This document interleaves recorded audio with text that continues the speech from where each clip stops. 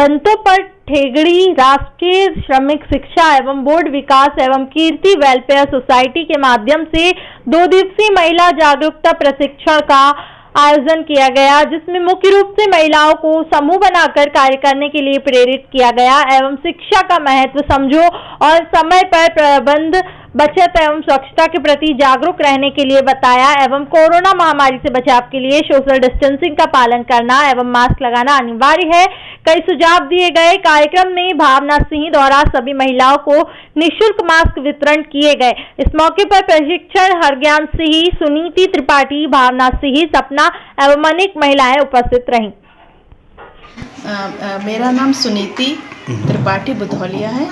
ये जो प्रशिक्षण कार्यक्रम है ये पूरे निरंतर हमारे मध्य प्रदेश में चलते रहते हैं। ये कार्यक्रम जिसमें हम 40 महिलाओं को एकत्रित करके और इस योजना का हम लाभ देते रहते हैं और हम सारी योजनाओं के बारे में इन महिलाओं को बताते रहते हैं और योजनाओं के माध्यम से हम इन सारी महिलाओं को जागरूक भी करते हैं कि वो इन योजनाओं में किस तरीके से अपनी भागीदारी लेकर और इस योजनाओं का लाभ ले सकती है। इनको आर्थिक स्थिति के सुधार के लिए इनको बिल्कुल बैंक से सहयोग मिलता है। ये समूह बनाते हैं और बैंक द्वारा इनको लोन प्राप्त होता है, जिससे लोन प्राप्त हो उनको जो लोन प्राप्त होता है उससे ये अपना कोई भी रोजगार चालू कर सकते हैं। लेकिन रोजगार चालू कैसे करना है, उसको आगे कैसे बढ़ाना, ये सारी जानकारी हम इनको देते हैं। एक बार इनको लोन तो मिल जाता है लेकिन ये अपने उस लोन को अच्छी तरीके से इस्तेमाल नहीं कर पाते हैं, तो हम उनको ये जानकारी देते हैं कि आपको किस तरीके से निवेश करके और अपनी आय को कैसे बढ़ाना है। इसमें गरीब रेखा वालों को तो दिया ही जाता है लेकिन सभी महिलाओं के लिए दिया जाता है, क्योंकि हमारा उद्देश्य ये है कि सभी महिलाओं को हमको आगे लेके आना है। हाँ, पूरे भोपाल में ये चल रहा है। तो ये किसके माध्यम से दिए जाते हैं? ये दत्तोपंत ठेकड़ी राष्ट्रीय श्रमिक शिक्षा एवं विकास बोर्ड की तरफ से दिया जाता है। कीर्ति वेलफेयर सोसाइटी, अच्छा है, भावना सिंह मैडम जी हैं, इनके सहयोग से ये कार्यक्रम यहाँ पे आयोजित किया गया है। इसमें आप महिलाओं के लिए क्या जानकारी देते हैं, थोड़ा बताएं। महिलाओं को जीवन प्रबंधन से जुड़ी सारी जानकारियाँ, बच्चों की पढ़ाई, शिक्षा, शासन की योजनाएं, बचत, ये सब जानकारियाँ इनको 2 दिन में दी जाती है अलग अलग विषयों पर, और भी अलग अलग अधिकारी इसमें आकर प्रशिक्षण देते हैं बोर्ड के। ठीक है। स्मिता कुशवाहा। कहाँ रहती हैं आप? JP colony. ये वार्ड क्रमांक कौन सा है? 64। तो आप यहाँ कब से प्रशिक्षण ले रही हैं? मुझे यहाँ पे 2 दिन हो गए, फर्स्ट या सेकंड डे है और मतलब लास्ट डे आज है। अच्छा, तो आप यहाँ पे प्रशिक्षण के बारे में कैसी जानकारी दी, क्या बताया गया आपके लिए? यहाँ पे भावना मैम के मार्गदर्शन से यहाँ पे मतलब अगर हमें कोई चीज़ करनी है लाइफ में तो हमें ना पहली चीज़ तो हर चीज़ के लिए नेगेटिव एनर्जी रखनी चाहिए, ताकि जो हम सोचते हैं वो चीज़ हम कर पाएंगे। और दूसरी चीज़, कुछ भी करने के लिए हमें अपने घर से निकलना पड़ेगा और अगर कुछ अच्छा करना है तो पहले तो हमें खुद अपनी थिंकिंग को थोड़ा अच्छा करना पड़ेगा और मतलब हमारे आसपास की जो महिलाएं हैं उन सबको जागरूक करने के लिए और उनको रोज़गार दिलाने के लिए ये कुछ लेडीज़ों को इकट्ठा किया गया है, ताकि जिससे हम जागरूक हो पाए और हमें आगे की वो सूचनाएं मिल सके, ताकि हमें अगर अपना ये देश आगे बढ़ाना है तो हमें किस तरह से मेहनत करनी चाहिए, किस तरह से सफलता हासिल करनी चाहिए और कुछ अच्छा करने के लिए मेहनत करनी चाहिए। ठीक, धन्यवाद। नाम बताइए। मेरा नाम पूजा मंडल है। कहाँ रहती हैं आप? जेपी कॉलोनी में, वार्ड क्रमांक 64। और ये कीर्ति वेलफेयर सोसाइटी के माध्यम से हमें श्रीमती भावना मैम ने हमें बहुत सपोर्ट किया है। उन्होंने हमें बताया कि महिलाओं को बच्चों के प्रति शिक्षा को कितना आगे बढ़ाना चाहिए, क्योंकि किसी भी कार्य को करने के लिए हमें शिक्षा की बहुत आवश्यकता है। शिक्षा के ज़रिए हम आगे बढ़ सकते हैं, समाज को बढ़ा सकते हैं, क्योंकि शिक्षा बहुत ज़रूरी है। और माँ बाप को भी बच्चों के लिए शिक्षा के प्रति बहुत सपोर्ट करना चाहिए और बच्चों को बिना किसी भी डर के उनको बाहर निकलने देना चाहिए, जिससे वो अपने सारे काम कर सके, अपने देश को आगे बढ़ा सके।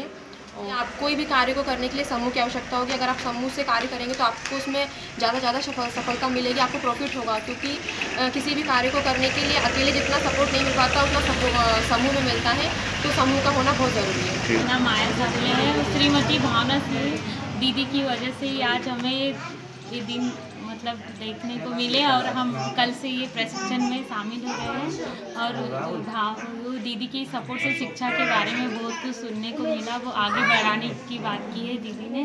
और हमें शिक्षा के प्रति बहुत जागरूक होना है और बच्चों को बहुत सही शिक्षा पढ़ाई करें। मैं Anand Nagar JP colony ward number 64 में रहती हूँ और कीर्ति वेलफेयर शिक्षा समाज के बारे में मुझे भावना दीदी के द्वारा पता चला है। उन लोगों ने ये बताया समझाया कि कैसे अपने बच्चों को आगे बढ़ाना चाहिए, कैसे शिक्षा देना चाहिए और महिलाओं को इकट्ठा होकर समूह बनाकर उसको काम को अपने कारोबार को आगे बढ़ाना चाहिए, उसके बारे में समझाया है और बच्चों को अच्छे से संस्कार देना चाहिए। चलो बहुत नाम बताइएगा। भोपाल से बात करना 64 से भावना दी थी और सर की तरफ से हम लोग को सहयोग मिला इस कार्यक्रम में। और सर ये मैम लोगों ने बताया कि बेटा बेटी हम साथ में करना चाहिए, बेटा बेटी सही को एक नज़र से पढ़ाना चाहिए, ना भेदभाव करना चाहिए बेटियों में ना बेटों में, सभी चीज़ बेटा बेटी सभी को आगे बढ़ाना चाहिए। और बाकी बेरोजगार के लिए भी बताया कि महिलाओं को किस ग्रुप बना के अपन को काम भी करना चाहिए, एक दूसरी लेडीज का हौसला बढ़ाना चाहिए आगे बढ़ने के लिए। ठीक है, बताइएगा। मेरा नाम श्रीमती दर्शना पोटफोड़े है। मैं आनंद नगर जेपी कॉलोनी से बोल रही हूँ, वार्ड 64 से।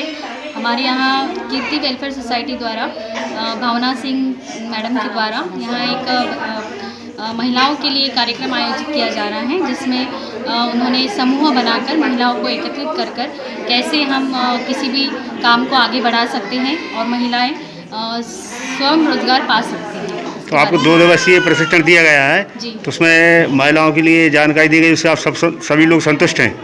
जी, मीन्स उन्होंने कहा है कि आपको प्रशिक्षण दिया जाएगा। 2 दिन उन्होंने जानकारी दी और कहा है कि आपको समूह बनाकर अगर किसी को सिलाई आती है, किसी को किसी काम में रुचि है तो उन्हें उनको आगे प्रोत्साहित करके मतलब बढ़ाया जाएगा। वंदना पोटफोड़े आनंद नगर जेपी कॉलोनी से बोल रही हूँ।